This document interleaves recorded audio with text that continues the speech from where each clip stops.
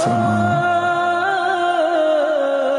তোমার কি একবার ওইটা মনে পড়লো না যে কিরে আমি এমন দুর্ভাগা কেমনে হইলাম, আমার এদি আমার মা বাপও কুদ্দুর আল্লাহর দিকে ডাকে না। আমার একটা বছর পার হয়ে গেল, আমি একদিনও 5 ওয়াক্ত নামাজ পড়লাম না। মুসলমানের ঘরে আমি এমন হাইওয়ান কেমন হল? আমার এটা খুব চিন্তা লাগে, মানে কিভাবে সম্ভব? আমি বহুত ভাবছি কিভাবে সম্ভব।